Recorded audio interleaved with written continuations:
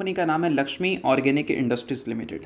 अब दोस्तों लक्ष्मी ऑर्गेनिक की बात करें तो रिसेंटली कंपनी ने Q1 के रिजल्ट को पब्लिश किया था। रिजल्ट अगर देखा जाए तो मार्केट को कुछ खास अच्छा लगा नहीं था।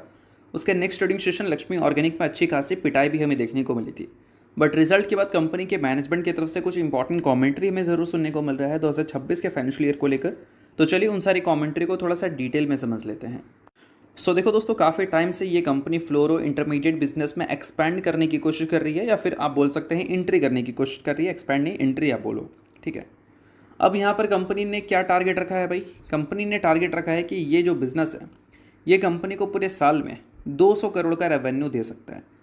बट कंपनी का जो मैन्युफैक्चरिंग फैसिलिटी है ये पर्टिकुलर बिजनेस का, वो अभी के टाइम पे जितना रेडी है उससे कंपनी ये उम्मीद कर रही है कि 2026 में जो कंपनी का पीक रेवेन्यू है उसका 40 से 60% कंपनी को मिल जाएगा इस पर्टिकुलर बिजनेस से। अब 40 से 60% उम्मीद कर रही है कंपनी अगर अपने पीक रेवेन्यू से। पीक रेवेन्यू कितना मैंने बताया? 200 करोड़, यही तो कंपनी का टारगेट है ना।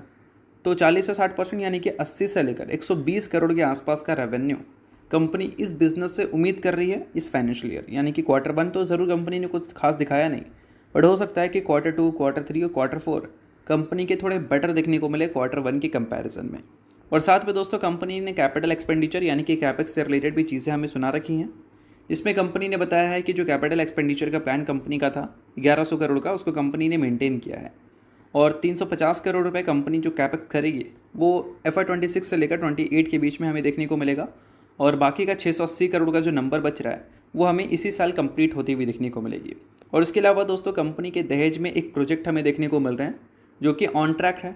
और कंपनी का जो मैकेनिकल कंप्लीशन है उसकी एक्सपेक्टेशन है कंपनी का कि Q3 और Q4 इसी फाइनेंशियल ईयर कंपनी कंप्लीट करती हुई नजर आएगी। और इनके जो स्पेशलिटी बिजनेस है उससे कंपनी ये उम्मीद कर रही है कि फर्स्ट हाफ में तो कुछ हमसे उम्मीद करो मत, बट हाँ सेकेंड हाफ में हम बेटर नंबर रिपोर्ट करेंगे फर्स्ट हाफ के कंपैरिजन में।